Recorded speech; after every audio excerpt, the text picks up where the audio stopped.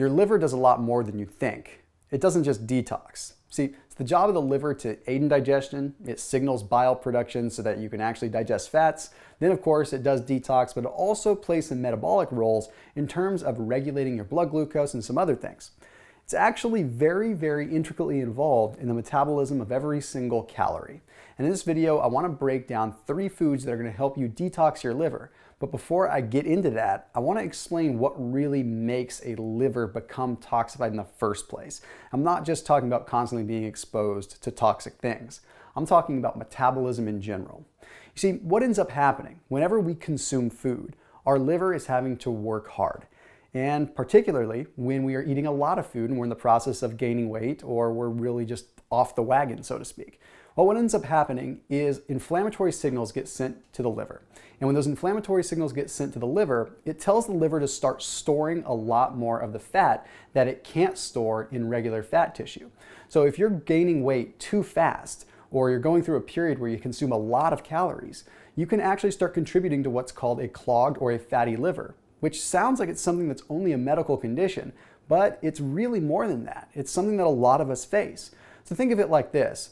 You have white adipose tissue. It's called white fat, and it's usually trying to store certain fats for later use, for energy. Well, they can only absorb so much at one point in time. So eventually, the liver ends up catching on and storing the remainder of it. Well, this causes the liver to get sort of clogged up, and when the liver gets clogged up, it's unable to help you metabolize additional foods.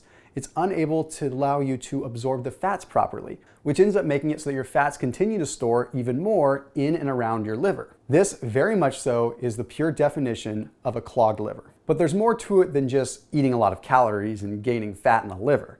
You see, what ends up happening is our liver becomes preoccupied with all the different toxins that are around us all the time. You know, we've got things like DDTs, we've got BPAs, we've got all these other preservatives and toxins that are out in the world that are occupying the liver's time, meaning it's not able to really put its best foot forward when it comes down to digesting food. That right there can be a problem. So simply because the liver is preoccupied, it's not able to allow us to get the most out of our nutrients, and it's just kind of storing things. That's exactly why our livers become so toxic. So let's actually start making the change. Here's a few foods that you can use to start taking back control of your liver. The first one is garlic. You see, garlic is a member of what's called the allium family. Alliums are known to have a big impact on the liver. They have an impact on a lot of organs from a detoxing standpoint, but garlic is very unique in and of itself. See, what makes garlic so unique is that it's sulfur containing, and actually having the sulfur component can help metabolize some of the other components that normally would have a rough time being metabolized in the liver. But additionally, it's extremely high in vitamin B6, and vitamin B6 is very, very critical for reducing what are called homocysteine levels. Homocysteine increases inflammation in the liver. So if we can lower homocysteine, we can potentially reduce the inflammation within the liver. That is the steamrolling process of accumulating toxins in the liver to begin with. So garlic is not only a good treatment, but it's a tremendous preventative. So add it to your food whenever possible. Okay, the next one is turmeric. Now, turmeric has a myriad of different benefits as is, but when it comes down to the liver, they're pretty specific. You see, the way that turmeric works with the liver is it communicates directly with the liver cells itself. And what it tells these liver cells to do is to become more receptive to LDL cholesterol. What does that mean? That means that your body actually reduces its blood levels of LDL cholesterol because the liver is having the ability to absorb them more. So therefore, you have less free-flowing LDL cholesterol. But let's take a look at liver enzymes, because if you're watching this video, maybe you got some blood work and you saw that your liver enzymes are a little bit elevated. Talking specifically about alanine aminotransferase, okay, that's the ALT. That's the one that we really want to watch out for. Well, what this study looked at was 60 participants. 30 of the participants, they gave 3 grams of fermented turmeric powder to, and the other 30, they gave a placebo to.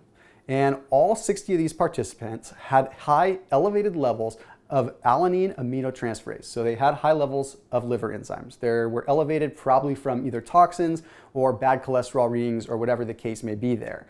What they measured was giving them this 3 times per day for 12 weeks. And lo and behold, those that took the turmeric ended up having not only lower levels of alanine aminotransferase, but they also had lower levels of other liver markers as well, proving that turmeric is not just good for one liver enzyme, it's good for overall liver health and cholesterol altogether. And the last food that you want to use to detoxify your liver as much as possible are beets. Why beets? Well, they have a couple of different things. Mainly, they have something called pectin.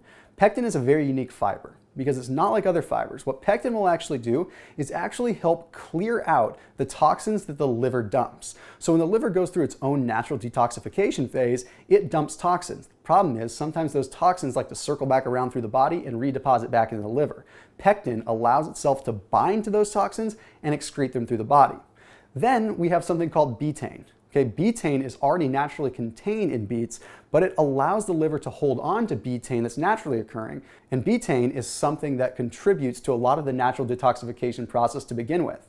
So now you look at beets and you've got this magical thing that ends up going from soup to nuts, everything the liver needs. It's got the betaine to help the liver actually detox and dump the toxins. Then it's got the pectin to pick up the toxins that are in the bloodstream and in the digestive system and pass them on through. So that's pretty darn cool. And last but not least, it encourages the production of glutathione, which is our body's inherent ability to detox anyway. So with increased levels of glutathione, the liver is able to detox, the cells are able to regenerate, and we are in a great position to start getting healthy. But when it all comes down to it, I don't want to sound like a broken record. It really just comes down to what you put in your body and not letting your liver get to that place in the first place. Although much of it is not our fault because we're exposed to so much stuff. But if you really want to start taking back control, start implementing those 3 foods a couple times per week, and garlic, try to do it as much as possible. All right, everyone, I will see you in the next video. Make sure you comment. Let me know what kind of videos you want to see in the future.